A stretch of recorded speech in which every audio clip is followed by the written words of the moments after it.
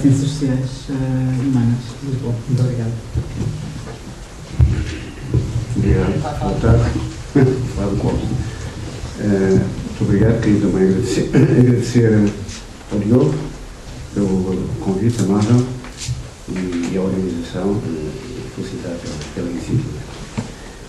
Fiz como falar do Popper, também foi o comentário do Diogo,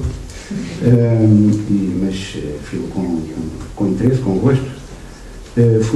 Permitiu-me revisitar um livro que eu tinha lido já há bastantes anos, A Sociedade Aberta dos Seus Inimigos, cuja tradução penso que foi agora publicado no primeiro volume da Sociedade Aberta, que é um livro, como sabe, dedicado à análise precisamente dos inimigos das sociedades abertas, que são Platão, por ordem, não é? Platão, Hegel e Marx. E, bom, eu pensei que poderia ser aqui mais interessante era apresentar-vos alguns pontos que pudessem até esclarecer alguns aspectos um bocadinho mais obscuros, talvez daquilo que eu, da minha contribuição para o público que saiu hoje. Não é? E começaria por dizer, para perceber que o pensamento político do Popper, que talvez seja importante perceber como é que ele transpõe, ou procura transpor, determinados conceitos da filosofia das ciências. Não é? Ele é essencialmente um filósofo das ciências, nomeadamente um filósofo da física. Não é? Mas, curiosamente, o livro que lhe deu mais notoriedade e que causou mais impacto foi precisamente A Sociedade Aberta e os Seus Inimigos. E também A Pobreza do Historicismo, mas sobretudo A Sociedade Aberta e os Seus Inimigos. Sobretudo nos anos 50, 60, no mundo anglo-saxónico. Por isso, ele é essencialmente um filósofo das ciências chamadas ciências exatas, das ciências duras, não é? Mas é daí que ele extrai conceitos para a sua filosofia social e política.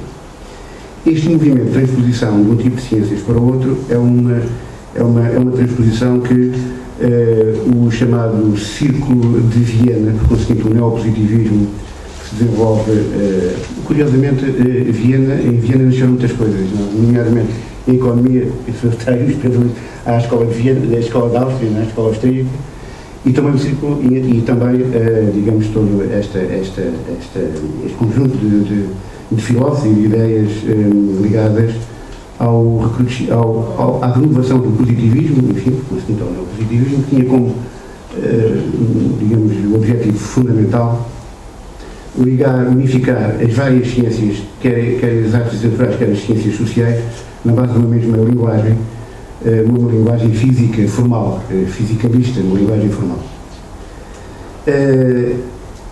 Ele não se pode dizer que Popper seja um membro deste círculo neopositivista, mas mantém com ele, manteve sempre alguma distância, mas também algumas relações.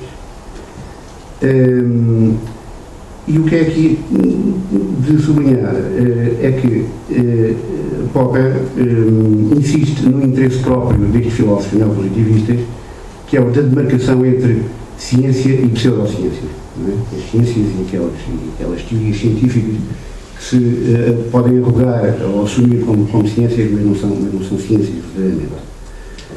Mas enquanto os neopositivistas encontraram essa linha de separação na possibilidade de uma teoria ser verificável, não é? E daí eles serem, em grande parte, verificacionistas, não é? O Popper procedeu a uma inversão deste critério e definiu essa linha de demarcação usando um outro critério, por isso, não da verificabilidade, mas da refutabilidade. Não é? Ou seja, uma teoria será científica na medida em que puder vir a ser refutada. Não é? E este aspecto parece, enfim, algo subtil e talvez até não muito relevante, mas tem realmente consequências importantes, e nomeadamente para o campo das ciências sociais. O facto de uma teoria ou um conjunto de predições, não é? Predições, se verificarem, não significa realmente, isto já do ponto de vista da crítica que o Popper faz ao verificacionismo, por isso esta linha de marcação baseada na verificação, por isso o facto de poder haver um quadro teórico cujas predições se verificam, isso não significa que estejamos perante uma teoria científica.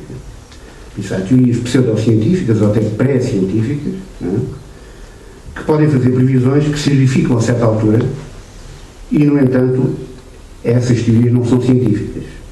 É o caso, por exemplo, da astrologia, desde logo, uma pré-ciência, que até pode fazer uma predição que dê certo, digamos assim, não é? Que se verifique, e, no entanto, não estamos perante uma ciência, não é? Como é claro. Mas os exemplos que mais interessaram de pseudociências, que isso não quer dizer que sejam completamente valorizadas, não é? Por ele, pelo Popper, mas os exemplos que mais interessaram foi a psicanálise e o darwinismo. Precisamente o que é comum a estas ciências, segundo o Popper, ou segundo estas ciências, estas teorias, não é? Estes quadros teóricos, é o facto de cada uma, a seu modo, serem irrefutáveis, de alguma forma. Isto parece-me um ponto que é epistemologicamente importante e que é um contributo realmente interessante feito pelo Popper, ou seja, faça-me qualquer teoria, podemos e devemos perguntar-nos o seguinte: será que as teses desta teoria são refutáveis ou não? É como se estivéssemos diante de teorias cujas previsões confirmam sempre os seus pressupostos. A neurose, por exemplo, indo para o caso da psicanálise, a neurose ou qualquer outro tipo de patologia será sempre confirmada pela hipótese inicial do complexo de Édipo, que ele próprio será irrefutável.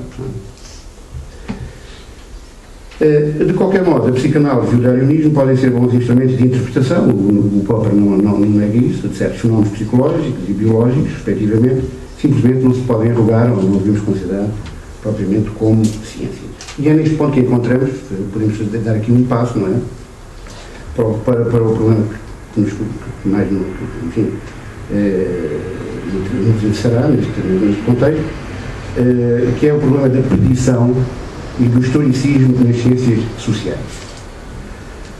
O cientista social historicista, tal como acontecia com as pseudociências que referi há pouco, também faz previsões, faz predições assentes em teorias de longo ou longuíssimo prazo, em leis elas próprias irrefutáveis. Estou digamos assim, a traduzir o Popper, não é? Dir-se então que se uma predição não se pode verificar, segundo para os defensores ou para os autores dessas teorias, se uma predição não se pode verificar, então é porque, digamos, as teorias também elas são irrefutáveis e se uma predição, segundo nesses quadros teóricos, não se verificar, isso deve-se, digamos, a um caso mais ou menos anómalo da história. A verdade é que estas teorias têm um excesso de força explicativa, não é? E um fenómeno que pareça desmentir a teoria ou refutar a teoria não a refuta verdadeiramente, já que a escala temporal dessas teorias historicistas são de tal modo amplas que o fenómeno, digamos, que se introduz e que é anómalo, deve ser considerado não relevante para a teoria, uma espécie de resto da história. Parece-me que esta é a forma como o Popper vê o problema da refutabilidade no campo das ciências sociais, da história, sociologia e política. Ou seja, o efeito deste excesso de capacidade preditiva do historicismo faz com que ele tenha uma extrema cautela, quase um ceticismo, quanto às possibilidades de predição em geral dos fenómenos sociais. Curiosamente, ele coloca a economia num lugar à parte, ou seja, e neste sentido a economia escapa, ou tem grandes possibilidades de escapar ao historicismo. E aqui ele, no fundo, por isso a ciência económica será refutável, né? como outras ciências sociais não serão refutáveis. Aliás, enfim, isso é claro no livro dele, A Pobreza do Historicismo, e aqui ele faz, no fundo, concorda, e aliás cita o Hayek, precisamente. A ciência em relação às outras ciências sociais, o Hayek diz, numa passagem citada pelo Popper na Pobreza do Historicismo, que raramente conseguem prever o resultado preciso em relação a uma situação concreta.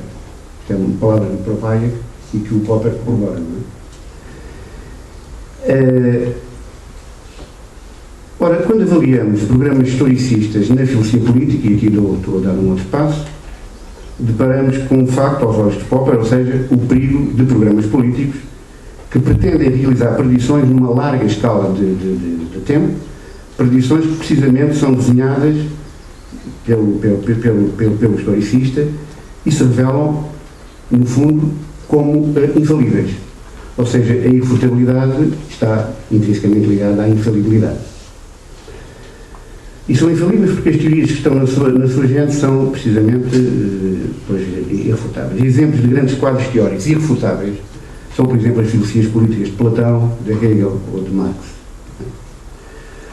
O problema é que, dando mais um passo, essas filosofias políticas se revelam uma natureza dogmática e, no limite, até podem tocar o totalitarismo. Bom, a chegar daqui, atrevi-me a exprimir uma posição crítica, e vou resumir, enfim, a minha posição em alguns pontos da filosofia política de Popper, concentrar-me em alguns aspectos. Em primeiro lugar, parece-me que o Popper, ao considerar a extrema dificuldade das ciências sociais, com exceção da economia, como ele diz, em realizar predições, sobretudo quando se assuma num quadro de princípios historicistas, parece-me que atira fora o bebé com a água do banho. Isto porque é indiscutível que, parece-me, deve ser a ambição, há aqui vários cientistas sociais de várias origens, não é? É indiscutível que deve ser a ambição das ciências sociais possuírem alguma capacidade preditiva, certamente, e mesmo capacidade preditiva em escalas largas do tempo. Depois, um outro ponto, o próprio conceito de historicismo, falta-me tratado pelo Popper, mesmo no livro que ele dedica às teorias e aos programas historicistas, parece-me que é problemático se entendemos por historicismo um quadro teórico que incorpora leis, certamente revisíveis, em função dos quais se realizam predições. Eu não sei se dá um exemplo no texto que saiu, por exemplo, uma predição feita, por exemplo, de larga escala, feita, por exemplo, por Kant em relação à associação futura, demorou o futuro aqui em relação à altura em que Kant escreveu o seu texto sobre a paz cosmopolita, demorou um século e meio a concretizar-se, ou seja, a associação com uma dimensão cosmopolita de Estados republicanos constitucionais. Quer dizer, de forma de predição, de larga escala, vamos designar a filosofia da história, neste caso a política do Kant, como historicista ou não, por exemplo. Duvido que, em terceiro lugar, duvido que um não platónico, ou um não hegeliano, ou um não marxista considere irrefutáveis, por isso infalíveis, as filosofias políticas de Platão, Hegel ou Marx. O historicismo infalível destas filosofias só será infalível, respectivamente, para um platónico, para um hegeliano ou para um marxista. Um outro ponto é que esta concepção de estoicismo, que inibe a predição, ou inibe em grande parte a predição, nas ciências sociais, implica ou tem como consequência uma opção por parte do Popper relativamente ao perfil do seu agente político, aquilo que ele acha que deve de alguma forma, definir um agente político que deve limitar-se a ser aquilo que ele chama um engenheiro parcelar. Ou seja, agentes políticos, ele fala no fundo de agentes políticos, que atuam segundo um método, sobretudo de tentativa e erro, a curto prazo. Ora, esta concepção de agente político é bastante problemática, a meu ver. Em quinto lugar, um outro ponto, talvez para acabar, numa apreciação mais geral, parece-me que esta filosofia política, este pensamento político do Popper, tal como pode ser deduzida da sociedade aberta ou da pobreza do estoicismo, a minha impressão é que estamos perante um problema político, o tal engenheiro parcelar, que se compreende no contexto de uma reflexão e de uma resposta a certos fenómenos políticos que todos nós conhecemos do pós-guerra e mesmo antes da Segunda Guerra, mas que agora, em minha opinião, um passo ao lado dos debates mais estimulantes e urgentes que hoje nos interpelam. como por exemplo, estou a dar alguns, enfim, só exemplos, há muitos outros. Por exemplo, o problema da justiça, entre programas contratualistas e utilitaristas, que é uma coisa que é um aspecto, uma problemática que não é tocada pelo Popper, não é? A justiça no quadro da globalização, o problema dos direitos fundamentais, primeira, segunda e terceira geração, e a sua, e para os juristas, a sua eventual constitucionalização, os direitos fundamentais de segunda e terceira geração. Isto são debates que parecem ser hoje realmente os grandes debates da filosofia política, que são transversais a várias ciências. Parecem hoje ser aqueles que nos interpelam que realmente não são tocados pelo Popper. De qualquer modo, encontramos sem dúvida em Popper ideias importantes para aprofundarmos aquilo que se pode chamar talvez hoje uma crise epistemológica, ou seja, de natureza científica das ciências, sobretudo das ciências sociais. Parece que estamos todos de acordo que a crise, ela própria, produziu certamente também uma crise epistemológica, se quisermos, nas ciências, e isso é realmente uma contribuição que o livro, que uma leitura do Popper pode desencadear. Obrigado.